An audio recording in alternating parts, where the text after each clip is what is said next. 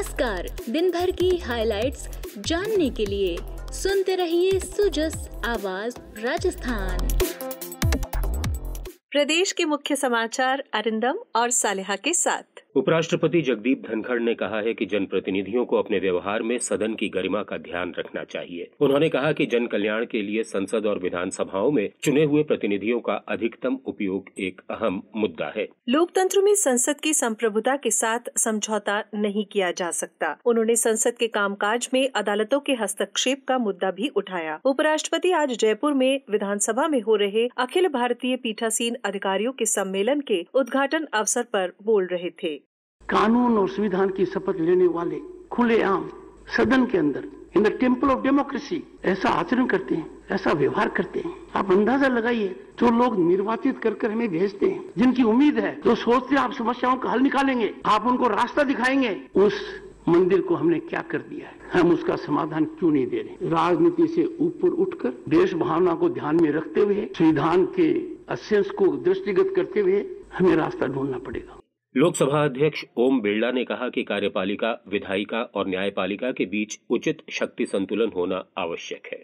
हमें चिंतन करने की आवश्यकता है कि 75 वर्ष के लोकतंत्र के परिपक्व होने के बाद भी आज हमें शालीनता, गरिमा की बात करने की आवश्यकता पड़ रही है। किस तरीके से सदन में शालीनता है, गरिमा है कि हमें अगर लोकतंत्र को मजबूत करना है तो सदनों के अंदर शालीनता, गरिमा होनी चाहिए, चर्चा, डिबेट का स्तर ऊंचा होना चाहिए और कानून बनाने में लोगों की प्रभावी तरीके से भूमिका होनी चाहिए।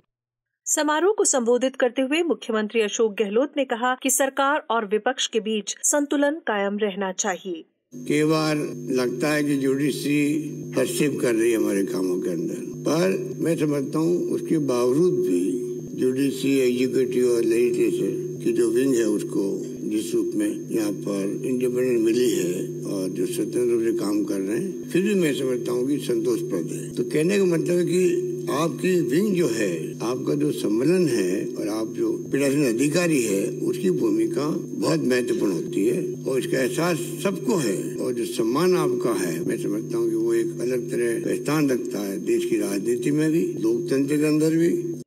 विधानसभा अध्यक्ष डॉक्टर सीपी जोशी ने कहा कि संसद और विधानसभा में सार्थक चर्चाएं नहीं होंगी तो वे अप्रासंगिक हो जाएंगी। विधानमंडल को वित्तीय फैसले लेने के अधिकार मिलने चाहिए कि जनता जो अपेक्षित करके जनप्रतिनिधि को चुनती है, उस विधायिका की अकाउंटेबिलिटी जनता के प्रति है और जो एग्जीक्यूटिव है उसकी अकाउंटेबिलिटी विधायिका के प्रति है। इस देश में लोग अपेक्षा करते हैं कि जो अकाउंटेबिलिटी है उसकी स्क्रूटनी ठीक ढंग से हो, वाचडॉग की भूमिका हम ठीक ढंग से निभाएं, तब देश तेज गति से आगे बढ़ता है। मैं ये नहीं कहता कि देश आगे नहीं बढ़ा, बहुत आगे बढ़ा है, पर स्क्रूटनी करने का काम विधायिका में हो सकता है, संसद में हो सकता है। पर यदि विधायिका ही कम समय पर अपना सिटिंग करे तो हम एग्जीक्यूटिव की जो निर्णय है उनका स्क्रूटनी करने का काम हम ठीक ढंग से नहीं कर सकते। सम्मेलन में कल स्पीकर्स को मिलने वाले अदालती नोटिस और कॉलेजियम, G20 और डिजिटाइजेशन सहित कई मुद्दों पर चर्चा होगी। उपराष्ट्रपति ने इससे पहले राजभवन में बने संविधान पार्क का भी अवलोकन किया। उन्होंने उद्यान को संवैधानिक मूल्यों का अनुपम उदाहरण बताते हुए इसके वास्तुशिल्प की भी सराहना की।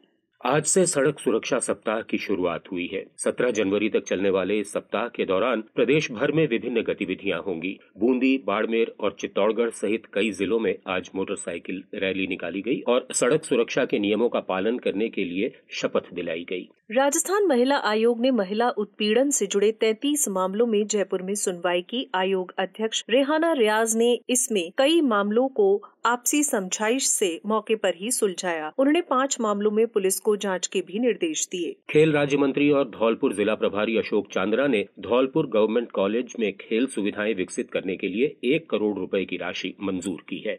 स्वामी विवेकानंद की जयंती 12 जनवरी को राष्ट्रीय युवा दिवस के रूप में मनाई जाती है। राज्यपाल कलराज मिश्र ने युवा दिवस की शुभकामनाएं देते हुए युवा शक्ति को स्वामी जी से प्रेरणा लेने की बात कही है। उधर मुख्यमंत्री ने पूर्व प्रधानमंत्री लाल बहादुर शास्त्री की पुण्यतिथि पर उन्हें नमन करते हुए कहा है कि उनकी सादगी, सरलता और संकल्प शक्ति सदैव प्रेरणा देती रहेगी। और अब जय जवान जय किसान का नारा देने वाले शास्त्री जी की सुनिए अमर वाणी।